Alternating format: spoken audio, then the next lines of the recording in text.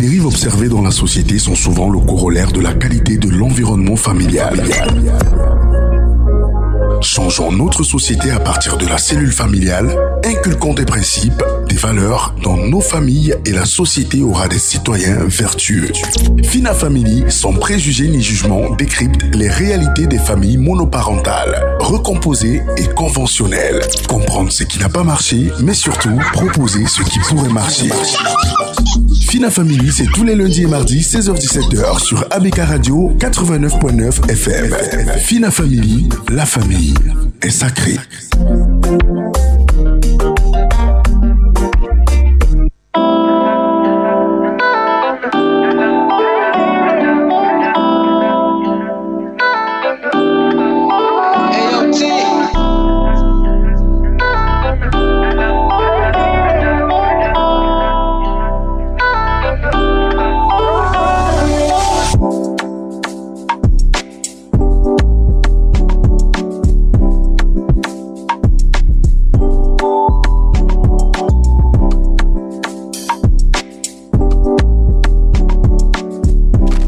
Merci de nous rejoindre sur les fréquences utiles et agréables. Merci surtout d'écouter l'émission Fina Family. Très chers auditeurs, bienvenue à l'écoute de cette autre édition sur ces antennes. Le thème qui nous intéresse aujourd'hui, la crise identitaire familiale et ses corollaires.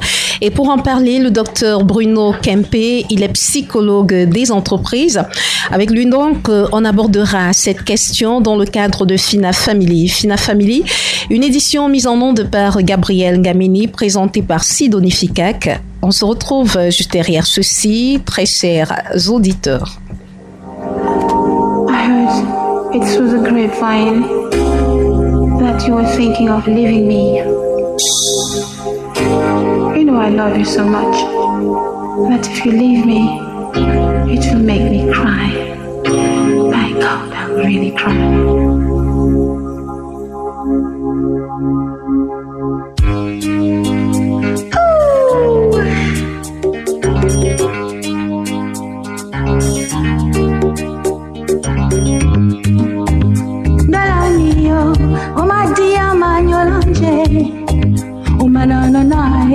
One day when bamule mai, dola miyo. One day when bamule mai, umanana nae, ameana te. Dola miyo, madia banyola kie, umanano nae, katime me pegenene. Dola mo, madia banyola kie, umanano nae, ameana te. Dolo na meya, ina meya, iyo na meya, ina meya. Dolo na meya, ina meya, iyo na meya, ina meya.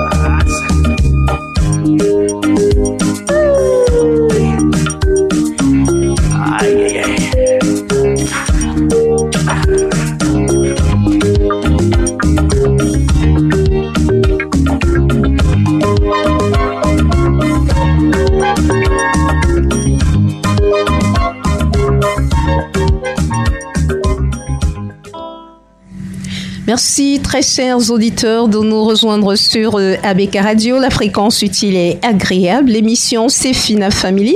Et notre invité du jour, c'est Dr Bruno Kempe. Il est psychologue des entreprises. Docteur, bienvenue. C'est un plaisir de vous recevoir. C'est un plaisir partagé et j'aimerais dire aux nombreux auditeurs de la radio BK, véritablement, bonjour, bonsoir, et je crois que ça va être un bon moment de partage, d'échange et de communion. J'aimerais également dire bien sûr à toi Sidoine, Sidonie, oui. Je pense que je vais y arriver. Et Sidonie Ficat, oui. Bonsoir et merci. Bien sûr, c'est un plaisir d'être à nouveau invité sur votre plateau. Voilà, la crise identitaire familiale et ses corollaires, on en parle ce jour. C'est un sujet d'une importance capitale, un sujet qu'on a peut-être tendance à négliger et peut-être pour certains qui ne comprendraient pas de quoi il est question lorsqu'on parle de crise identitaire, déjà commencer par là, docteur. Oui, il faut certainement commencer par là. Oui.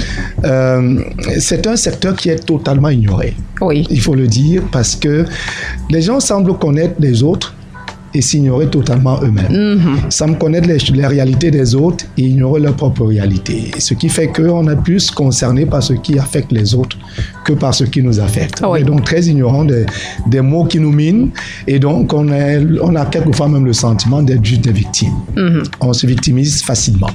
Donc c'est quoi en fait la crise identitaire? Il faut rappeler que à peu près, selon les études qui sont d'ailleurs en cours, qui se font partout dans le monde, en Afrique, aux États-Unis, en Europe et partout ailleurs, c'est une question qui revient constamment.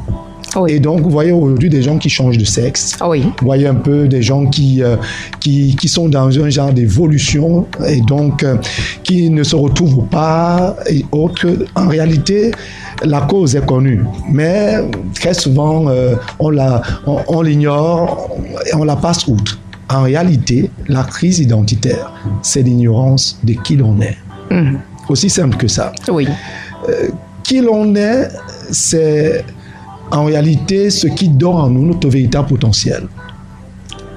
Qui l'on est, c'est notre véritable essence. Notre originalité, notre vrai nous, comme on dira, la vraie version de nous-mêmes. Oui. Et donc, c'est en réalité ce que nous sommes de notre créateur. Permettez que je le dise comme ça. Parce que si on part du principe qu'on est issu de quelqu'un, on est venu de quelqu'un qui nous a fait, ça veut aussi dire qu'il y a quelque chose qui est particulier en nous, qui nous distingue de l'autre. Oui. Et qui fait donc effectivement que ce que j'ai appelé notre véritable richesse, notre véritable trésor, notre véritable nature. Ça, c'est ce qu'on appelle l'identité. Il faut donc la dissocier de tout ce qui serait identité culturelle. Des identités socio-culturelles, identités nationales et autres. Vous avez beau être Camerounais, que vous devez encore aller retrouver qui vous êtes vous-même véritablement, oui, en tant que personne. Mm-hmm. Que vous soyez un homme, une femme, peu importe votre genre, c'est une question existentielle.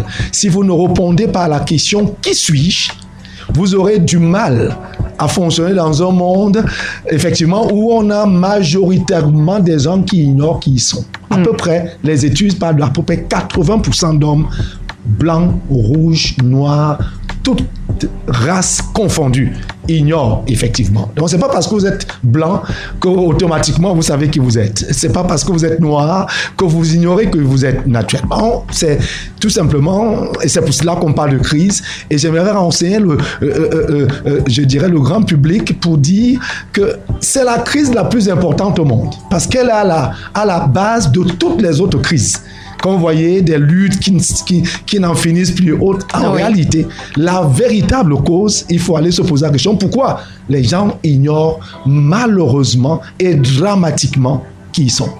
Comment se manifeste cette crise identitaire, docteur Kempe? Comment est-ce qu'elle se manifeste? Elle a plusieurs manifestations. Oui. C'est une question vaste. Elle en a beaucoup.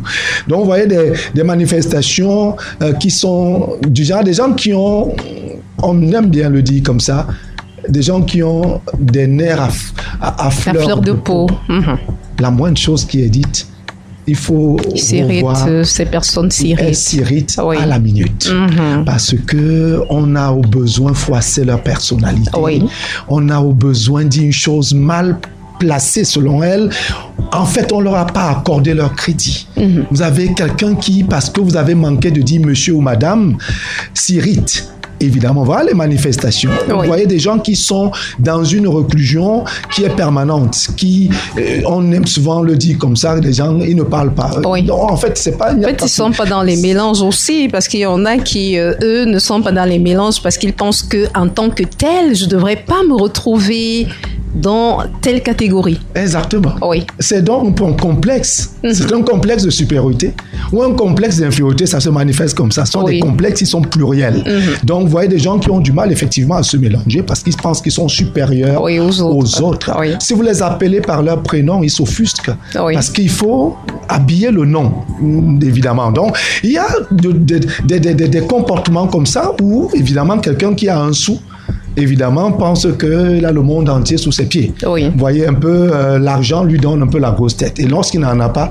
effectivement, la grosse tête diminue.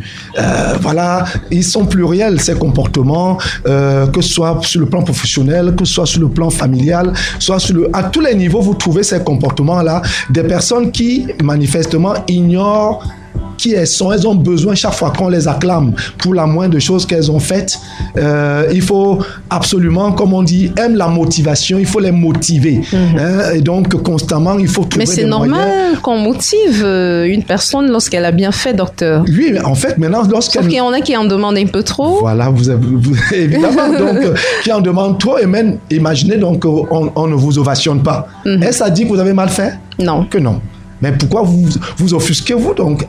Parce que vous avez pensé que c'est la vie de l'autre qui compte plus. C'est lorsque l'autre a acclamé qu'alors vous avez une valeur. Ça, c'est une manifestation de la crise identitaire. C'est une manifestation de la crise identitaire. Oui. Ça vient de l'autre. Mm-hmm. L'approbation vient de l'autre. Mon approbation vient de l'autre. Tant que l'autre n'a pas approuvé, peu importe ce que j'aurais fait, en réalité, n'a pas de valeur. Parce que pour moi-même, à mes propres yeux, je n'ai pas de valeur. Oui. Ma valeur commence lorsque l'autre acclame, lorsque l'autre dit que c'était bien, évidemment. Et puis, je gagne donc en confiance et je suis rassuré. Alors qu'en réalité, ce que j'ai dit était excellent. Oui. Maintenant, comme on aime bien le dire, n'en déplaise à certains. Donc, mais on est dans son sujet. Ce n'est pas de l'orgueil, ce n'est pas de la suffisance, c'est de la connaissance, tout simplement, de qui l'on est, de véritablement de son potentiel et de ses qualités. Docteur Bruno Kempe, où est-ce que cette crise identitaire trouve sa source?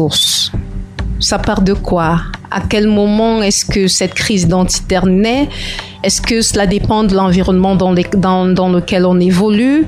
Est-ce que cela dépend des frustrations vécues? Est-ce que ça dépend de ce qu'on a eu l'habitude d'entendre et qu'on n'entendra pas plus tard? C'est quoi en fait les sources de ces crises identitaires? La source principale, oui, c'est le cadre familial. Oui. C'est très souvent ça le problème. Vous savez, l'homme se bâtit dans ce cadre-là. Lorsque ce cadre est, je dirais, n'est pas adapté, n'est pas adéquat pour mieux parler, alors vous avez des crises qui vont naître du fait de ce que, bien sûr, l'un et l'autre, notamment les parents, premièrement souffrent de la même crise, sont des victimes. Vous savez, nous sommes tous issus des familles. Oui. Vous naissez d'une famille où vous êtes malmené et autres défaits dans vos caractères et tout. Vous savez que c'est là-dedans que le caractère se forge, puisqu'il part de l'âge de 0 à 8 ans. Oui. C'est donc dans ce cadre familial-là, très restreint. Et donc, vous grandissez dans cet environnement avec, je dirais, des valeurs, avec une identité mal fichue et autres.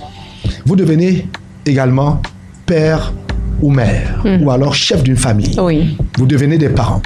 Donc, vous rencontrez ce genre de personnes qui ont donc elles-mêmes, elles ont des problèmes, elles mettent au monde des enfants. Imaginez donc l'environnement dans lequel les enfants vont donc prospérer, vont grandir. Et comme tout le monde appartient quand même à une famille, peu importe, et vit dans cet environnement-là, la crise naît donc de là.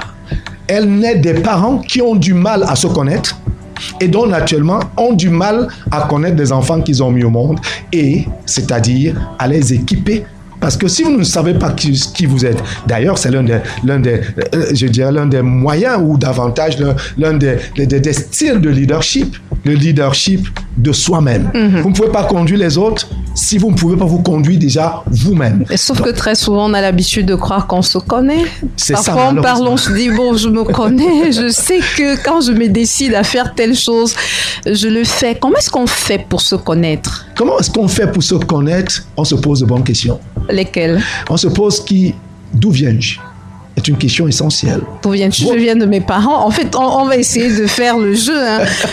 Docteur Bruno Kempé, d'où viens-tu? Bon, je suis la fille de mon père et de ma mère. Exactement, c'est ce que j'ai dit tout à l'heure. Oui. Si vous associez ou si vous adossez la chose à ce que vous venez de dire, vous êtes dans l'erreur, malheureusement. Que dois-je répondre?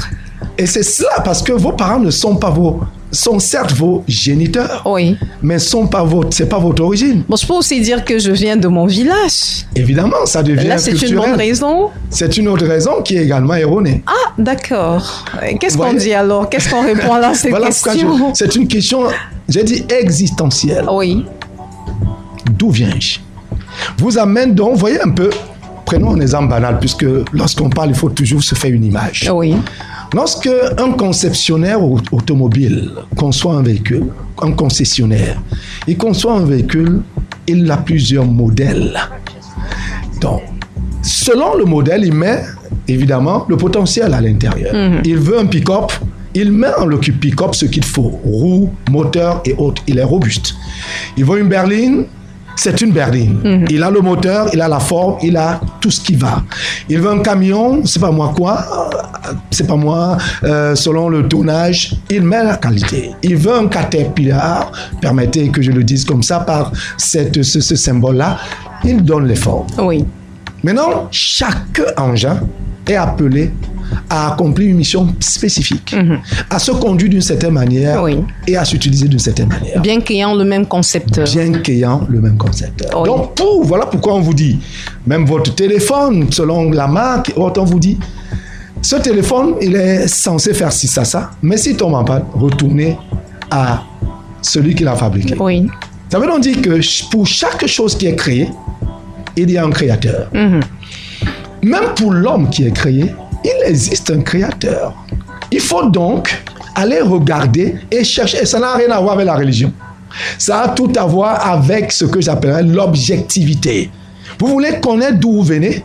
C'est pas de votre village, parce que c'est pas votre village, votre père, votre mère. C'est bien, ce sont des géniteurs, mais quelqu'un vous a créé. C'est manifestement pas votre père, ce n'est pas votre mère. D'ailleurs, les parents eux-mêmes sont très ignorants de ce que leurs enfants vont devenir, de ce qu'ils sont même. Oui. Donc, conséquence, leurs relations deviennent des relations conflictuelles quelquefois, parce que l'enfant veut exprimer une chose qu'il transporte et que le parent ne veut pas, malheureusement. Et donc, vous avez ce genre de circonstances. Il faut donc retourner à cette personne. Voilà pourquoi on le dit, et il faut le dire avec insistance. Retournez à votre créateur. Maintenant, qui est votre créateur? C'est la question donc que j'appelle existentielle, qui vous amène à découvrir qui est notre créateur. Qui est votre créateur? Lorsque vous avez découvert votre créateur, alors vous savez. Qui est notre créateur, docteur? Mais votre créateur, il y a ce qu'on appelle Dieu. Oui. Il y a un Dieu qui existe. Oui. Même si les gens veulent l'ignorer, en tout cas, c'est le professionnel qui parle, mais je n'ignore pas cet aspect qui est qui n'est pas religieux, qui n'est pas un aspect personnel ou davantage, je dirais, une inclinaison. Non, c'est une objectivité. Il y a quelqu'un qui a créé l'homme. Et si vous retrouvez nous faisons, et je le dis ici, je dirais, et c'est la primeur, à BK, je le dis véritablement en toute sincérité. Lorsque nous faisons des séminaires, nous utilisons ce que nous appelons des tests psychotechniques. D'accord, en entreprise. Pour que, voilà, on distribue, on fait des papiers, réponse, vrai, faux, j'aime le soleil, je n'aime pas, j'aime le froid, lui non. C'est les questions, choix multiples. Qui semblent banales, On pose et à la fin, on a donc une clé, on dit vous êtes ci, vous êtes ça. Voilà pourquoi les gens penchent plus vers l'horoscope, une histoire, voilà. Donc, c'est parce qu'ils cherchent. Donc, je dis en tant que technicien, en tant que professionnel, en tant qu'expert dans ce domaine, que ce test n'est pas très exact, malheureusement. Parce que ça dépend de votre humeur. Vous répondez aujourd'hui, demain, on vous pose la même question, vous allez répondre différemment. Parce que c'est une tendance, c'est une orientation. Donc, la véritable réponse consiste à aller vers ce créateur seul qui a la capacité de vous renseigner sur ce qu'il a mis en vous. Seul le concessionnaire peut vous dire l'utilité d'un véhicule. Comment est-ce que vous échangez avec ce créateur? Comment vous faites pour entrer en contact avec lui et pour qu'il vous donne justement le mode d'emploi, alors le code de conduite? On le dit aussi. Les gens savent parler à quelqu'un. Certains l'appellent prière, c'est pas mal, plusieurs langages. Mais vous pouvez parler à un créateur qui existe. Et il va vous répondre. De moi, je peux l'affirmer. Il va vous répondre parce que de toutes les manières, si nous sommes issus de lui, il nous répond d'une manière ou d'une autre. Donc vous allez découvrir, pas quelqu'un qui va vous dire un certain nombre de qualités qui émanent lorsque vous parlez, lorsqu'on vous regarde. On peut voir une orientation et quelqu'un va vous dire, je vois telle chose en vous. D'accord? Donc, qu'est-ce qui est la chose la plus courante, donc, pour le dire simplement? C'est qu'il y a des orientations, il y a des facilités que vous avez, il y a des plaisirs que vous trouvez à faire certaines choses qu'à faire d'autres. Et pendant que vous les faites avec une telle facilité, vous ne les avez pas apprises à l'école. Vous n'avez pas été, c'est pas moi, vous n'avez pas un diplôme dans ce domaine-là, mais vous trouvez un plaisir malin. J'appelle ça un plaisir particulier à faire ces choses alors qu'on ne l'avait pas apprise. Ça, c'est une orientation de qui vous êtes. Vous pouvez aimer le journalisme. Vous n'êtes pas allé à une école de journalisme, mais vous le faites avec une certaine aisance. Que tout le monde prend du plaisir à vous écouter. Vous n'avez pas été... C'est non pas l'école qui vous fait. C'est vous qui faites l'école dans laquelle vous êtes et vous allez. Parce que l'enseignant qui vient ne vient pas vous donner un domaine de compétences. Voilà pourquoi vous pouvez sortir d'une très bonne école, mais vous êtes feignant. Excusez un peu du terme. Vous voyez? Parce que ce n'est pas votre domaine, vous êtes donc formé dans le mauvais domaine. Mais si vous vous formez dans votre domaine, alors vous aurez tout l'habillage qu'il faut. Parce que le contenu est déjà là. Maintenant, le contenant, vous allez l'avoir du fait de votre formation qui vous a donné la meilleure forme. Vous pourrez savoir vous exprimer, l'habiller et autres le dire d'une certaine manière. Parce que c'est ainsi. Vous voyez des gens qui se forgent et ont une telle facilité à faire la mécanique. Vous vous demandez comment il fait. Il n'a jamais été à une école de mécanique. Mais comme les parents pensent que quand on est mécanicien, on est pauvre, si un enfant le dit à la maison qu'il a une orientation, il tombe vers... Je pense que tous les parents vont mettre cet enfant-là dehors. Parce que on ne veut pas de mécanicien ici. Sauf que c'est dans ce domaine-là que cet enfant est ingénieur. C'est dans ce domaine-là qu'il est créatif, qu'il est inventif. Il va vous sortir des choses incroyables. Juste face à votre moteur, il peut en créer, il peut modifier et autres, et il va se faire une fortune. Là, il se connaît. Et c'est ce que chacun de nous devrait être capable de faire. Exactement. Chacun doit être capable de se connaître. Est-ce que vous savez que c'est la crise identitaire qui est à la base du chômage? Non. Parce que la crise identitaire, en réalité, c'est connaître qui on est. Quand vous connaissez qui vous êtes, alors vous avez découvert votre potentiel. Votre potentiel, c'est votre trésor, ce que j'appellerais, c'est quoi? C'est votre meilleur vous, tout simplement. C'est votre domaine de compétence, c'est votre domaine d'opération. J'appelle ça votre passion. Votre passion, c'est votre emploi. votre emploi, c'est votre profession. Oui. En réalité, vous créez une entreprise par votre découverte, par votre potentiel. Ce que j'ai est vendable. Qu'est-ce que je fais? Je suis psychologue, on l'appelle comme ça. Mais en réalité, c'est ma passion. C'est ma passion, j'aime bâtir les choses, j'aime construire les autres, j'aime fortifier. Donc, en fait, je ne fais que ce que j'aime faire. Je ne fais que ce que maintenant, aller à l'école, apprendre, y mettre un nom et autres, une appellation, c'est une chose. Mais il y a déjà ça à la base. Ça fait donc que, en réalité, je crée mon entreprise. Mon entreprise, s'il va consortir dans le cas d'espèce, c'est un cabinet. Oui. Qui fait que ça. Donc, qu'est-ce que j'offre? J'offre mon potentiel. Je résous les problèmes des autres. Donc, je suis dans le domaine des solutions que je propose. D'où me viennent ces solutions? Je les imagine. J'en écris d'ailleurs, j'écris des tonnes de livres dans le sens de résoudre des questions des problèmes qui sont, je dirais, Est-ce que c'est valable dans notre contexte, hein? On a beau se connaître, on a beau avoir un penchant pour tel ou tel autre métier, mais est-ce que l'environnement s'y prête? Mais l'environnement, on le crée, ma chère Sidonie. On crée l'environnement. Comment faire des proches qui ne vous comprendront pas, qui chercheront à vous donner une autre orientation? Voilà pourquoi, lorsque vous avez posé une question très intelligente tout à l'heure, d'où naît la crise? Oui. Elle naît du cadre familial. Évidemment, des gens qui ne croient pas en vous ou qui vous imposent ce qu'ils veulent, qui ne cadrent manifestement pas avec qui vous êtes véritablement.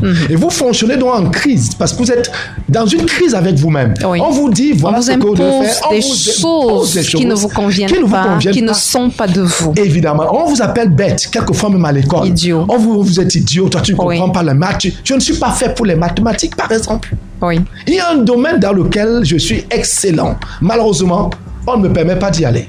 Et je suis donc en difficulté. Et je peux donc finir par accepter la bêtise. C'est-à-dire qu'on me dise que je suis bête, qu'on me dise que puis je rentre dans une crise qui n'en finit plus. Il faut donc trouver quelqu'un. Et c'est pour cela que je dis, même nos écoles doivent être réorientées.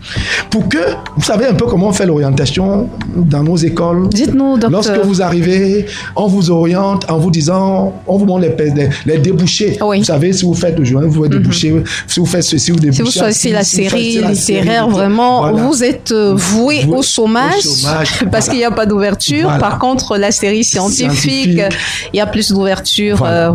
Mais ça, c'est faux. C'est malheureusement. Mais c'est frustrant pour beaucoup d'enfants qui sont littéraires, docteur. Maintenant, allez regarder. On doit regarder. L'orientation doit se faire sur la base du potentiel de chacun. En fait, on doit pouvoir écouter la personne. Qu'est-ce que tu aimes faire? Par l'expression de cette personne. Et non pas analyser les notes obtenues par cette personne, parce que c'est comme ça que notre orientation scolaire se fait chez nous. Et c'est erroné. Voilà pourquoi les enfants sont perdus. Vous voyez quelqu'un qui est bardé de diplômes, comme on en trouve partout. Il sent qu'on sent véritablement, je dirais, caricaturé ici. Il va faire la moto. Il se débrouille. Il ne peut pas faire mieux. Il se débrouille quelque part. Mais cet enfant est un génie dans un domaine. Sauf que personne ne l'a identifié. Ni lui-même. Et donc, malheureusement, il tourne en rond.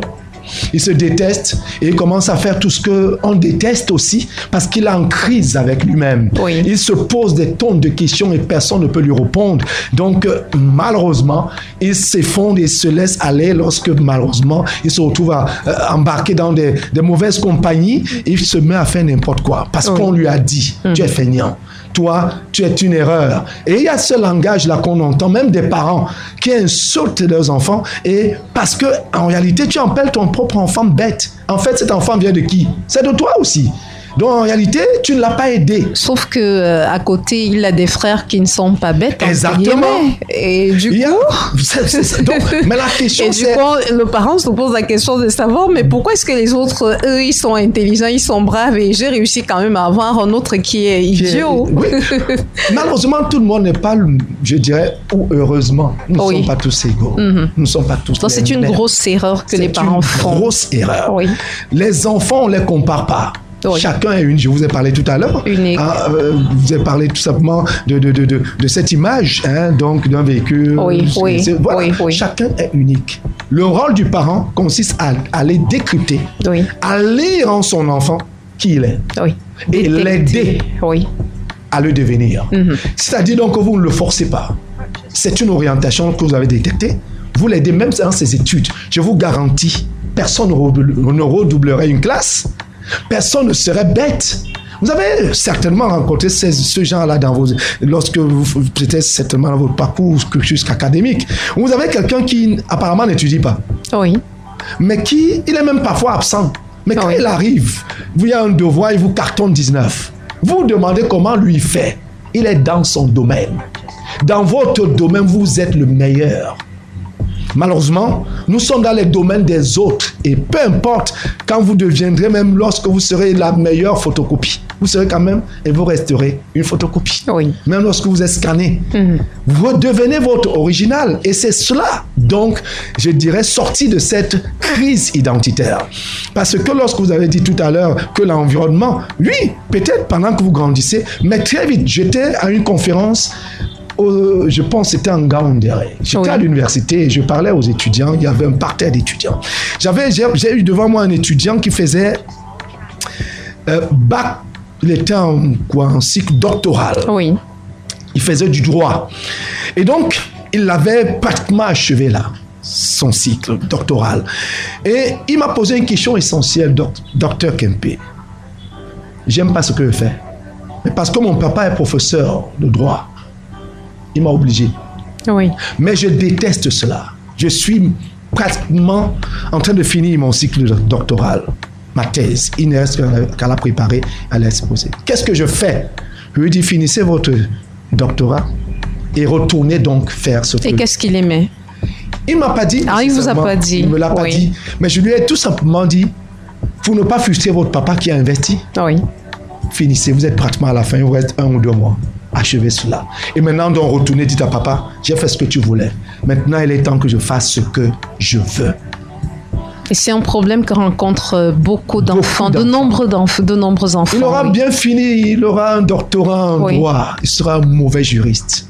Parce qu'il va détester ce qu'il fait. Et chaque fois, ce sera comme une peine, un supplice, comme en fait une corvée. Mais certains ne les obligent pas à embrasser des voies comme celle-là, mais pour des besoins pécuniaires, ils embrassent quand même cela. Oui, même jusque-là, ça rattrape toujours. Ça rattrape toujours parce que, imaginez, vous n'avez pas de plaisir, vous avez multiplié des erreurs, multiplié des choses. Vous vous retrouvez dans un domaine qui n'est pas le vôtre. Vous n'êtes pas à l'aise, vous n'êtes pas épanoui, vous ne vivez pas, vous ne trouvez pas du plaisir. Bon, si votre domaine ne donne pas suffisamment d'argent, ne vous permet pas de brasser autant de francs CFA, comment est-ce que vous faites? J'aimerais vous dire. On n'allait non plus vivre d'eau fraîche, docteur. Je suis d'accord. Oui. Mais il n'y a pas de domaine. Je dis il n'y en a pas où vous ne pouvez pas créer. Sauf que si vous voulez faire comme tout le monde, c'est ça que j'appelle de l'imitation. Oui. Vous allez être, et c'est pour cela qu'il faut être dans votre domaine. Après, j'ai dit tout à l'heure que votre domaine vous permet d'être inventif, créatif, ingénieux. Il n'y a que dans votre domaine.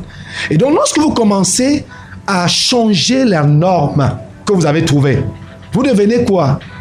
Ce qu'on appelle, vous faites dans l'innovation. Et l'innovation coûte cher. Ça va vous produire de la richesse. Oui. Parce que les gens vont vous chercher. Parce que vous apportez là des solutions rares qu'on n'a pas trouvées encore dans ce domaine-là depuis. Tout le monde, c'était comme du métisme. On répète, on fait, et puis ça va. Chacun, et puis on s'en fait, on s'en fout. Mais ceux qui sont, je dirais, des riches, les destinés dans un domaine sont ceux qui créent. Parce que quand ils créent, les autres consomment. Les autres achètent. On achète votre créativité. On achète votre ingéniosité. Les gens vous achètent pour venir résoudre leurs problèmes. Et il y en a des tonnes. Dans tous les secteurs, il y a des problèmes. Si dans le secteur de l'agriculture, vous êtes une solution. Maintenant, qu'est-ce que vous faites? Si vous faites comme tout le monde, évidemment, vous allez souffrir comme tout le monde. Donc, il faut pouvoir sortir. C'est pour cela que des psychologues existent.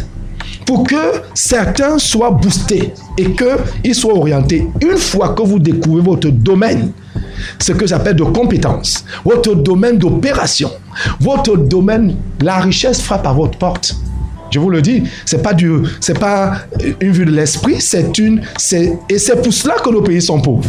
Parce que lorsque vous allez à l'école, dans nos écoles, allez voir comment on fonctionne.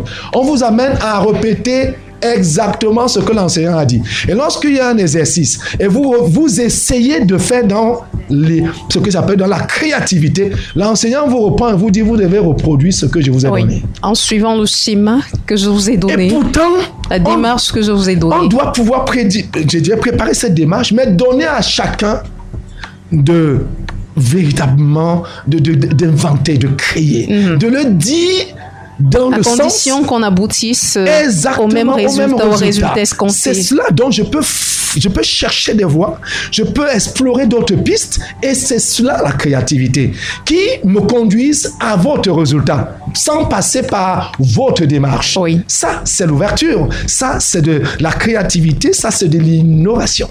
Il faut bien que, imaginez, si vous sortez, j'ai rencontré dans l'une de nos universités ici à Douala, une université qui est censée former des ingénieurs. Oui. Mais lorsque nous nous sommes retrouvés, c'était une occasion, on demandait à ceux qui étaient je dirais, des diplômés de cette école qu'ils reviennent pour un échange et autres. Je vous garantis, je suis tombé sur un qui est sorti de l'école. Il se débrouillait dans une école primaire.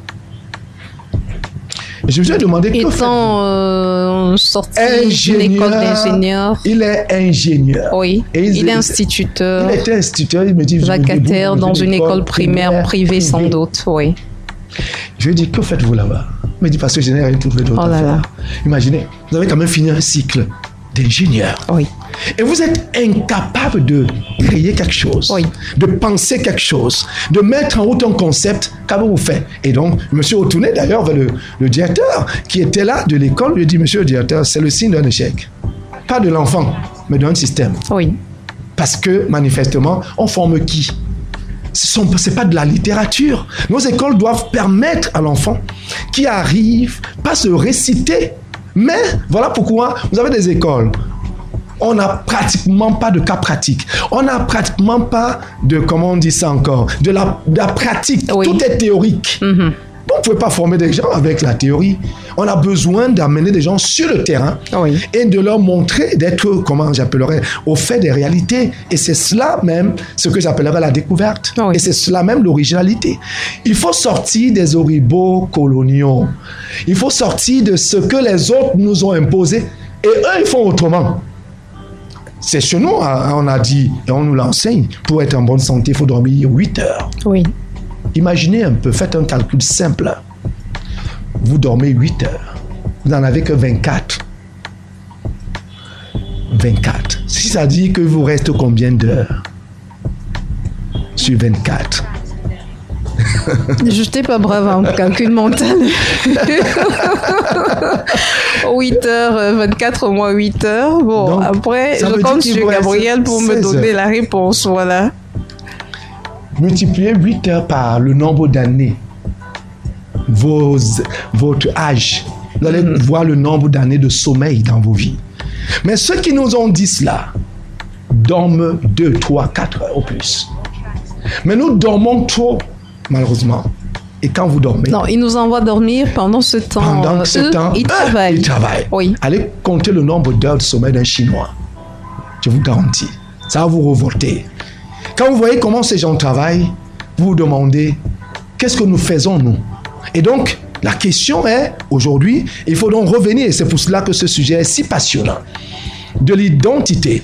Il y a en chacun un potentiel qu'il doit découvrir. J'ai dit, il doit le découvrir. Le chemin semble très long, hein, docteur. Expliquez, comme vous le faites de cette façon, comprendre très bien que depuis nos classes maternelles, il y a un travail de fond qui devrait être fait. Absolument. C'est de là que tout doit partir. Absolument. Depuis même la cellule familiale, parce qu'avant d'arriver même dans les salles de classe, à partir de 1 an, 2 ans, un parent devrait être capable de déceler en son enfant son potentiel. Absolument. De l'aider à comprendre qui il est. Oui. Ça commence là. Oui. Un enfant qui sort de ce genre de famille. Oui.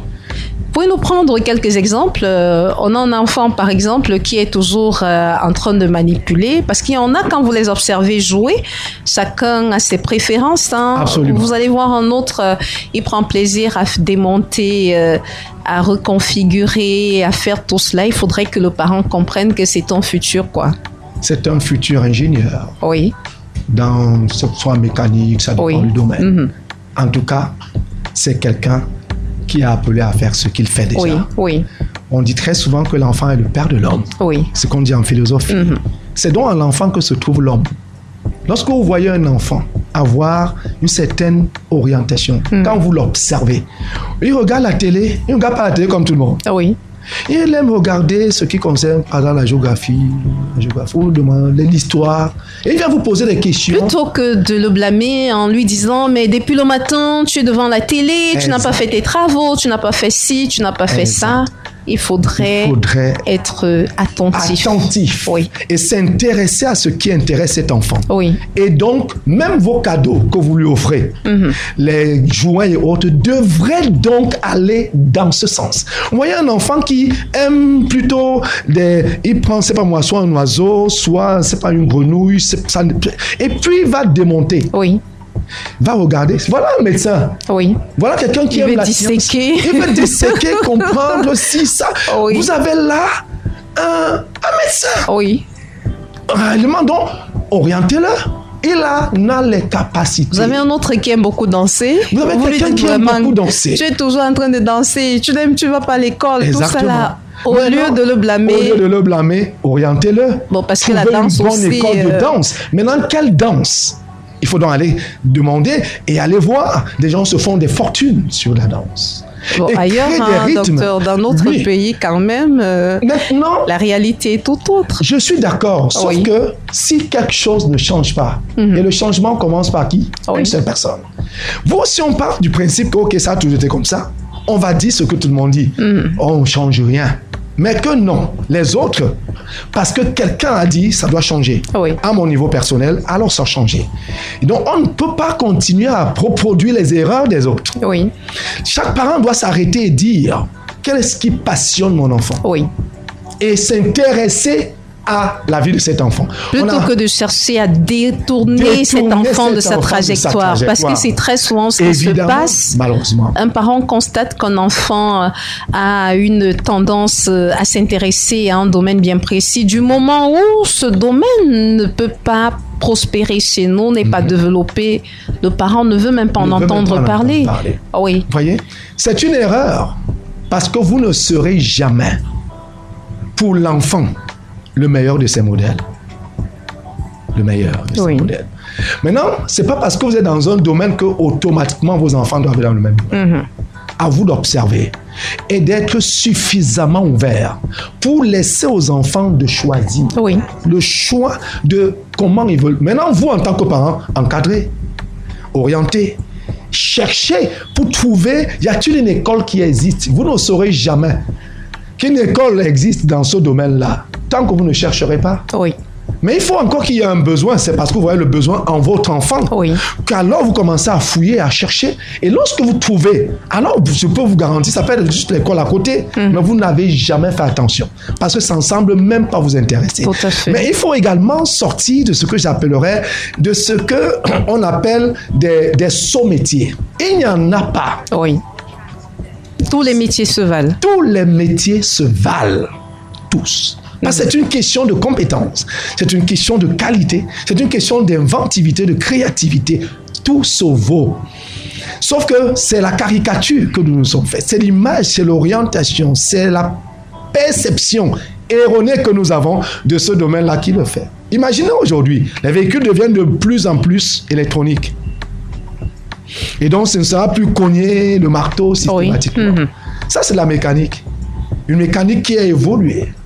Il faut donc que les enfants évoluent. Les enfants de demain, aujourd'hui, on a le sentiment qu'il y a un problème. Introduisez vos enfants dans ces domaines-là, qui sont des métiers de demain. Absolument. La crise, elle naît de ce qu'on vous dit, vous. 1, vous n'êtes pas ce que vous pensez être. 2, ne faites pas ce que vous aimez faire. Faites ce qu'on vous dit demande de faire. Voilà en la tant crise. que parent, c'est moi qui paye. C'est moi qui paye. Et donc, tu fais ce que je te demande Ce de que faire. je te demande de faire. Oui. Et tu dois m'apporter des résultats. Oui. L'enfant va se battre. Il va t'apporter des résultats même au besoin. Ça va te réjouir. Oui. Sauf que l'enfant, lui, il en meurt. Vous avez tué son génie parce que vous lui avez imposé quelque chose. Je vais vous raconter une petite anecdote. Moi, j'ai un fils. Il a grandi, il était très, très petit à l'époque, il était à la maternelle, il aimait danser. Oui. Et donc, je l'ai inscrit dans une école avec, je dirais, une certaine orientation dans cette école. Chaque fois que cet enfant dansait, on le tapait. Je n'étais pas au courant. Oui. Et un jour, l'enfant a vu, je lui ai dit, mais je t'ai vu, tu aimais danser. Qu'est-ce qui se passe? Il me dit, papa, je ne voulais pas te dire. Moi, on me tapait systématiquement à l'école. Donc, ça a frustré quelque chose en moi. Donc, aujourd'hui, je n'aime plus danser. Je ne veux plus. Parce que c'est comme si chaque fois que je vais danser, quelqu'un va quand même me taper. Et donc, ça a frustré mon homme intérieur. Mais c'est un enfant qui aime tout ce qui est artistique. C'est ça son domaine. Oui. Aujourd'hui, c'est tout ce qu'il fait. Il a fait ses études, il a fini son cursus académique et autres. Lorsqu'on a compris cela, nous l'avons orienté. Oui. Qu'est-ce que tu veux faire? Et donc, il a choisi ce qu'il voulait faire. Oui. Tout secondaire, et puis le supérieur, on l'a accompagné. Et il le fait avec plaisir. Aujourd'hui, il est dans le domaine de la création. Oui. Dans son domaine, il crée des choses. Et c'est tout. N'allez pas me dire que demain, il sera pauvre. Non. Il est dans son domaine et il propose des solutions qui sont des solutions pratiques aux entreprises aujourd'hui, du fait de son domaine artistique. Quand il pense artistique. Oui. Quand il y en a qui ont des pensées littéraires. Quand ils vous parlent, vous voyez un discours. Ce sont des hommes politiques fins. Oui. Il y en a comme ça, ils sont nés. Mais il y en a, vous les écoutez, vous vous demandez d'où ils viennent. Effectivement. Mais il y en a qui ne font aucun effort. Oui. Mais sont dans leur domaine, sont convaincants. Très éloquents, vous les écoutez, vous avez du plaisir à les écouter parler. Et ils le font sans forcer. Oui. C'est comme ça. Il y en a quand vous lui présentez votre véhicule, votre robe, vous voulez coudre, la personne vous décrit ce que vous devez être. Elle vous donne ce que vous allez porter. Elle vous habille. En d'autres termes, quand vous revenez, c'est pas trop ce que vous vouliez, mais ce que la personne a fini par vous produire. Oui. Vous faites dormir en paix. Voilà la couture, c'est de l'artiste, c'est un artiste, c'est de l'art tout court. Et maintenant, on vous a souvent dit que la couturière est une pauvre femme. Oui. C'est cela, la caricature. La coiffeuse, c'est une pauvre dame. C'est une pauvre dame. Oui. C'est un saumetier. Le coiffeur, voilà, oui. c'est tout. Mais malheureusement, ou heureusement, tout le monde se coiffe. Oui. Tout le monde, quelque part, va chez un coiffeur. Tout à fait. Imaginez donc l'argent qui existe potentiellement, parce qu'on vous a dit que c'est un saumetier, ok, voilà. Mais allez voir, lorsque c'est bien fait, lorsque c'est bien organisé, ça devient toute une entreprise. Lorsque l'enfant a une expertise dans le domaine, lorsqu'on l'a accompagné et qu'il a fait les meilleures écoles dans son domaine, il est pratiquement... en fait, les meilleures écoles, oui. Maintenant, quand je dirais... Bon, c'est inné de façon... C'est inné. Oui. Ce que vous avez, personne ne vous l'enseigne. Maintenant, on voit quoi j'habille, c'est l'habillage. Oui. Comment le présenter aux élèves à l'école. Oui. Si vous trouvez dans une bonne école, tant mieux. Maintenant, mais ce que vous avez, personne ne... Il y en a qui sont nés, ils aiment ce que j'ai appelé, et le portent en eux, l'économie. Ils font une économie qui est unique. Naturelle, oui. Propre. Et je vous garantis, lorsqu'il est dans une classe, que ce soit d'une économie familiale, école, c'est comme moi quoi, vous avez en quelqu'un un potentiel.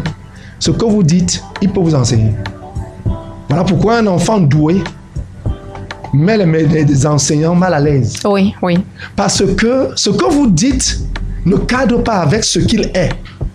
Et il vous dit des choses qui ne sont pas, il ne les a pas apprises. Parce que vous les avez apprises, c'est pas de vous. Exactement. Alors que lui, en fait, il a ça en lui. Et donc, il peut mieux vous transmettre ce que vous avez appris pour venir lui transmettre. Parfait. Oui. Donc, il devient pour vous une menace. Si vous n'êtes pas suffisamment assis dans votre domaine, cet enfant vous démontre que vous avez mal appris votre leçon. Oui. Et pourtant, vous êtes l'enseignant. parce qu'il est suffisamment outillé et il a des moyens. Oui. Et c'est ça que j'appelle la créativité, parce que dans sa logique, devient une logique, je dirais, une logique créatrice et une logique, je dirais, particulière qui démontre que ce que vous avez appris, simplement, vous avez suivi un cahier, vous avez écouté un cahier, vous avez écouté quelqu'un, lui, il le pratique, il l'a même appliqué déjà et il peut vous montrer comment ça marche.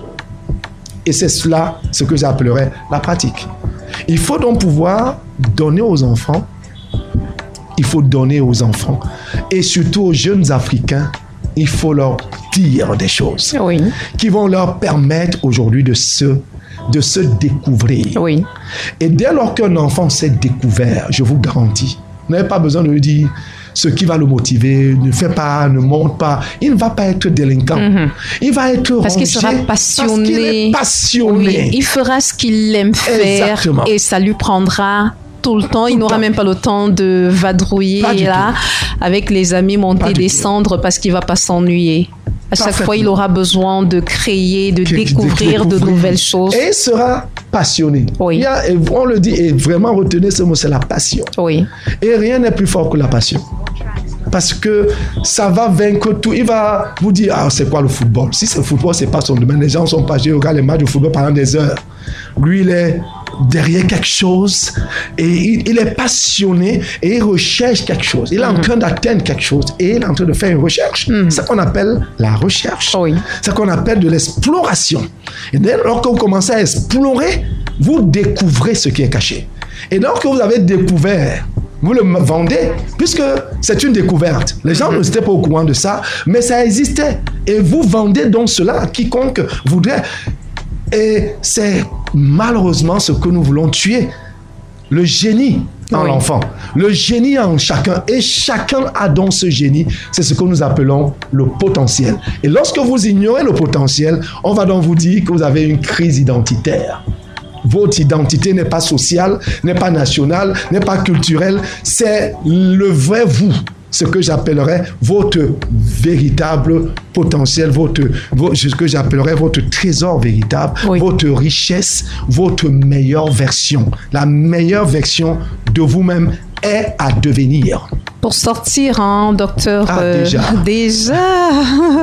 Docteur Bruno Kempé, il faudrait que les parents, à bien vous entendre, il faudrait que les parents, à partir de l'instant, se concentrent sur leurs enfants, échangent avec les enfants, leur posent des questions sur ce qu'ils aiment faire, sur ce qu'ils aimeraient devenir, et dès cet instant, trouve le moyen d'accompagner ces enfants vers leur moi, vers leur potentiel. Exactement. Oui. Vous aurez des enfants qui auront réussi. Oui. Et qui vont vous réjouir parce qu'ils vont créer des choses qui vont tout simplement surprendre l'humanité.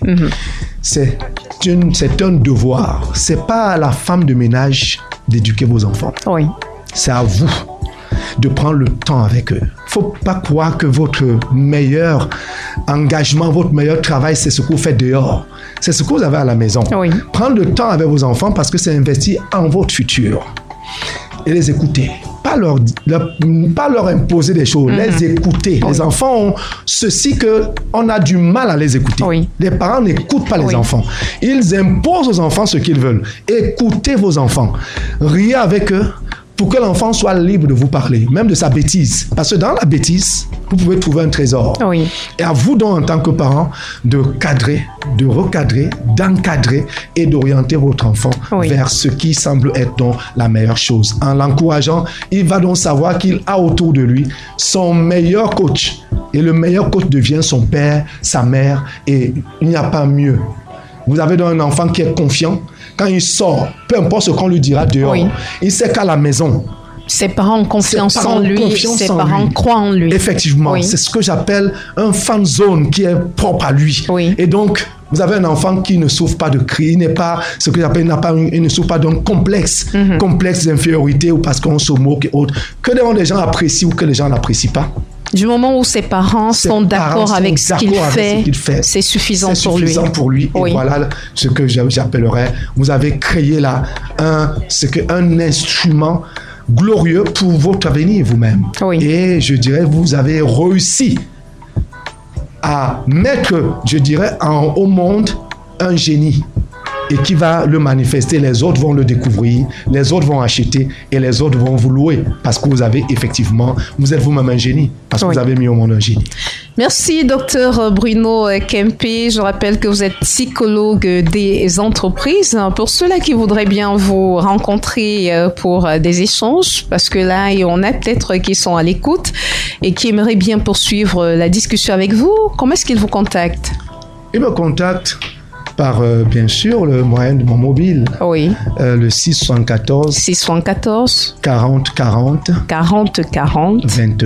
24. Ou alors le 655 994 572. Vous avez besoin de coacher vos enfants, vous voulez en faire des génies dans leur domaine. Je crois que le docteur Bruno Kempé peut vous accompagner dans ce sens-là. Et si vous avez commis des erreurs, parce que je crois qu'au moment où nous sommes en train de parler, il y a de nombreux parents qui se disent j'ai commis des erreurs, j'ai forcé mes enfants à emprunter telle voie, il se fait pas tard. Il est toujours possible de rattraper les choses, de se rattraper. Donc, vous pouvez, si vous ne savez pas forcément comment vous y prendre, contacter le docteur Bruno Kempé, qui est psychologue des entreprises. Avec lui, on a abordé la question de la crise identitaire familiale et ses corollaires. J'ai été édifiée sur le sujet, rassurez-vous. Je crois qu'une fois que je retourne à la maison, je vais m'y mettre. Je suis en train de faire depuis une analyse des différents comportements que j'ai très souvent eu avec les enfants. Je me suis dit, est-ce que je les ai pas finalement poussés vers la mauvaise porte, vers le mauvais chemin? Je vais échanger, qu'est-ce que tu veux faire, et beaucoup plus les observer. Parce que ça aussi, c'est très important, les observer pour découvrir ce qu'ils aiment faire, leur potentiel. Il a assuré la mise en onde de ce programme. Merci, docteur, d'être venu. C'est tout un plaisir. Oui, il a assuré la mise en onde de ce programme. Lui, c'est Gabriel Ngameni, Sidonie Fikak. Je suis derrière ce micro de présentation. Vous aussi, vous étiez là, très chers auditeurs. Vous nous avez écoutés. Ça nous fait plaisir. Merci de toujours rester scotché. 89.9 FM. La radio, c'est ABK Radio. L'émission, c'était Fina Family.